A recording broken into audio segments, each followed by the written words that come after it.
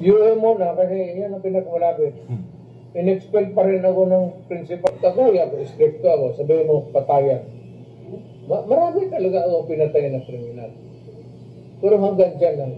Pero sabihin mo nagpatay ako ng kriminal na babae, hindi ko kaya.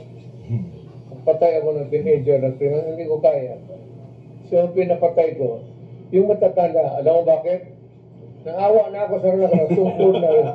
Gusto ko tiwasan na lang para to end their life of misery. Mayor, ano ang aabangan ng mga taga Davao sa muling pagbalik ni Rody Duterte? Ang pagbabalik.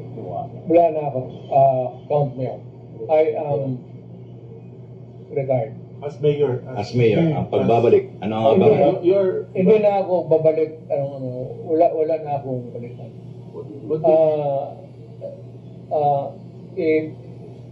Bigay ko na sa next generation. Kanila ng panahon to nila Pulong, nila Inday. Hindi na ako makialam sa panahon na ito. Hindi ko na panahon. It's no longer my time.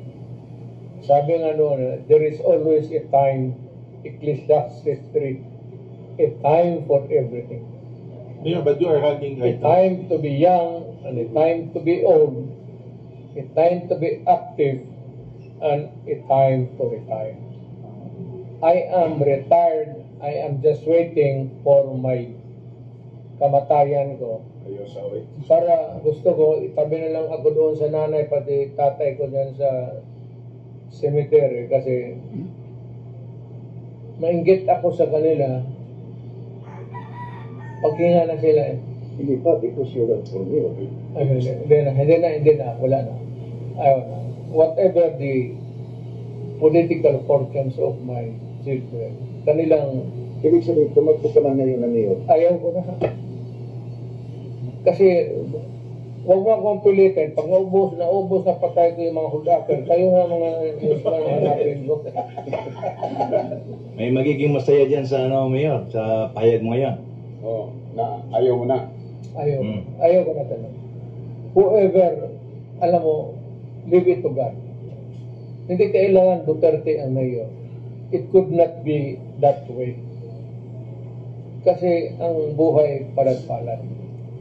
Kung nasa palad nila, Indayan, ni Pulong, if they stay there forever or just for one election and re-election, so nasa palad na yan. But ako, tapos na ako, ibigay ko na naman sa iba. Wala na akong mahingi sa Diyos. We came here in 1950. Migrants lang kami dito. Talagang mahirap kami. Kasi alam mo bakit? Alam mo ang sikreto ng immigrant story sa Davao? And in Mindanao. Kung mayaman ka sa Luzon at may coconut plantation ka sa Visayas o yung makuprasan ka doon, you not have ventured to a new Tira. Bahala na kayo dito. Let's go back to, you said, Quadcom. You're saying Quadcom? What about Quadcom? Kasi sabi mo, mahirapan ka na magpunta doon sa Manila. Sila na yung bababa dito at para lang mapasama ka sa investigation. Well, not in the strictest sense actually, but I'm getting old. Every day, I'm aging. Hindi na ako kasing stamina ko. At saka yung aeroplano, hindi ko kayo tinatawagan. Do not make your own decision. You do not decide for us in this country kasi hindi kayo elected ng tao. This is a democracy. Now, if you are in the authoritarian regime, ibang istorya yan. But that's what makes the world complicated. Tayong democracy, talagang ang tutok natin yung leader na pinili ng tao. Kagaya ko dito sa Davao. Kung sinabi kong ganito, kasi ako yung pinili ng tao. Kung gusto mo na, mag-mayor ka muna. o ba presidente ka muna. Para kung gusto mo masunod. Hindi, wala ang pulis pati military dapat sumunod dyan sa presidente. Itong pulis pati military naka-assign dito sa syudad, sumunod kayo ng mayor. Kasi yung may authority, kayo pang-away lang kayo. You are called to maintain peace and order. Police. Military if there is trouble. Who governs? It's the mayor. Why? Because he was elected by the people to govern. Hindi kayo. Correct. Palakihin yung ulo mo na basta ka, may baril ka, military ka, shit. Sige, pulis ka na. Kaya ayaw ko yung dito sa Davao nung mayor na ako. Talagang istrikto ako dyan sa itong mga pulis na ito. Putang ina. Marilin ko pag... Speaking of police mayor, Kaya may mga pulis sa tabi, tahimik. May namatay. pero sabi ni Marvin, narinig niyo sabi ni Marvin? Sabi ni Marvin, sir, hindi daw lahat ng nagda-drugs ay addict. He was justifying ng iba naman is good, parang because of economy, para maging productive, kaya kaya ng mga driver, Sabihin mo ito kay Marlene. Ano bang, para di katulog. ano bang addict ang gusto niyang sabihin? Addict sa droga, Adik sa lab. addict sa babae. Uy, adik sa laki.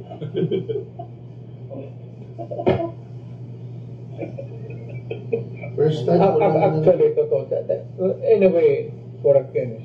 Pero ako, for the life of me, lahat man ang kakaguhan, dinaanan ko sa, kilala ninyo ako, maliit pa ako, lumaki ako dito.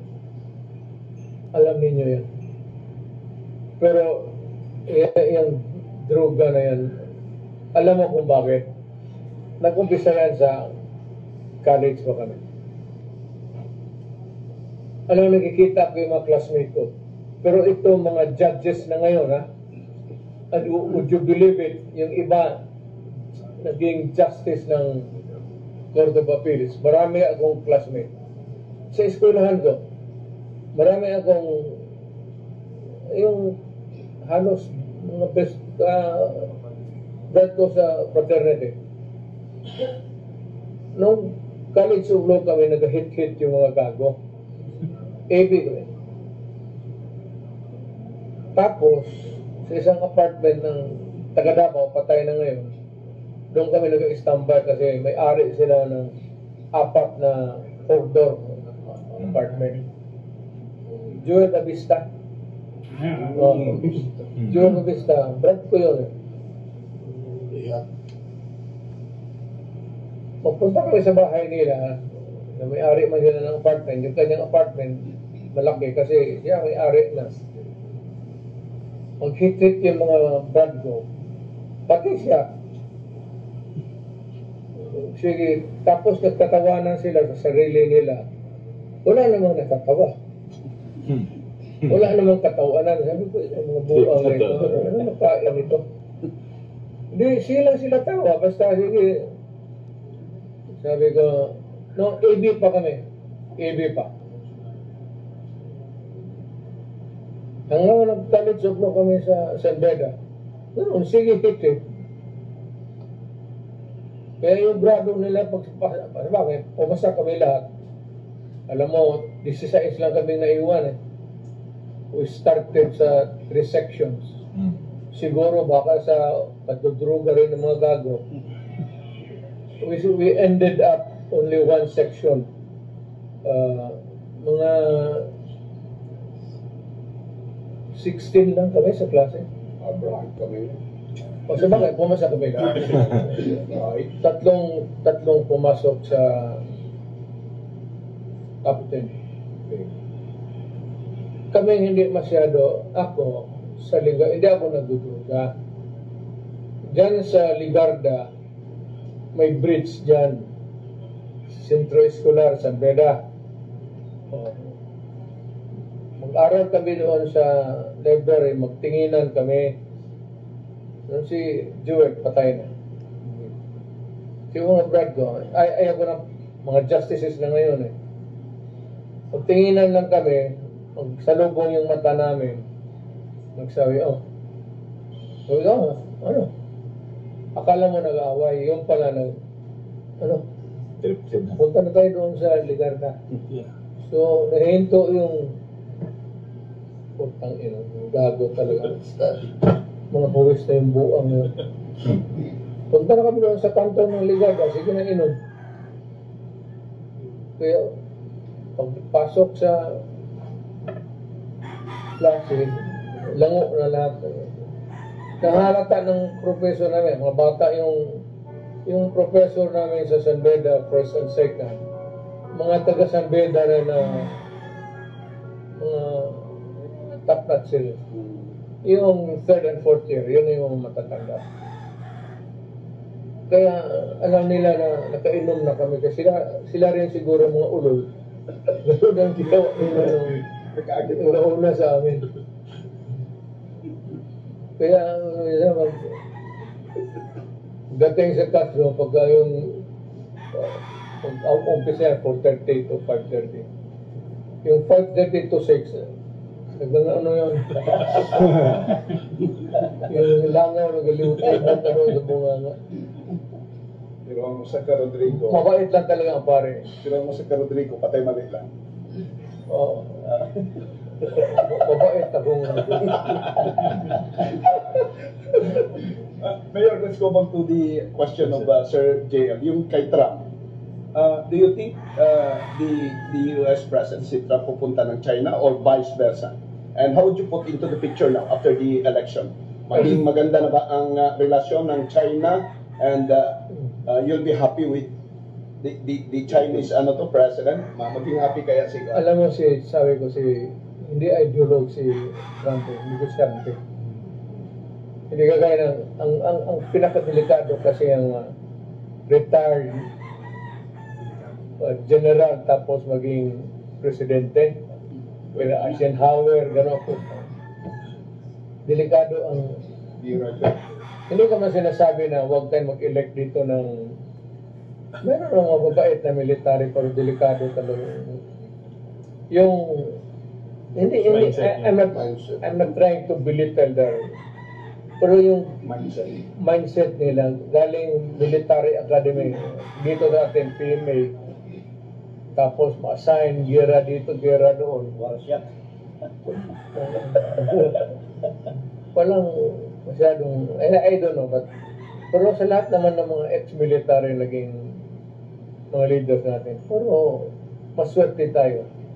Because the greatest influence kasi ng tao dito sa atin, alam mo ano? Yung una, yung Diyos, pati edukasyon. At karamihan sa atin, ako, from Ateneo, na-expelled ako ng Ateneo. So, pumunta ako ng UM muna kasi yan ang pinakamalapit.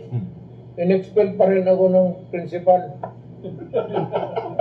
Kaya hinatid. Napunta ako ng Digos, doon ako sa Holy Cross of Digos, Brothers of the Sacred Heart. Pero pas kinakaano, yung molding of character, malaki ang influensya ng religion. Sa atin talaga, may mga tayo. Paski na kami mga leader, gusto namin ng patayan, but there is always a boundary. Okay. There is always a boundary with what is moral or immoral or right or wrong. Kagaya ko, strict ako, sabihin mo patayan. Marami talaga ako pinatay na kriminal. Pero hanggang dyan lang. Pero sabihin mo, nagpatay ako ng kriminal na babae, hindi ko kaya. Nagpatay ako ng teenager na kriminal, hindi ko kaya. So yung pinapatay ko, yung matatanda, alam mo bakit? Naawa na ako sa relaga, sungkod na yun. Gusto ko tiwasan na lang para to end their life of misery. Mayor, ano ang aabangan ng mga taga Davao sa muling pagbalik ni Rodi Duterte?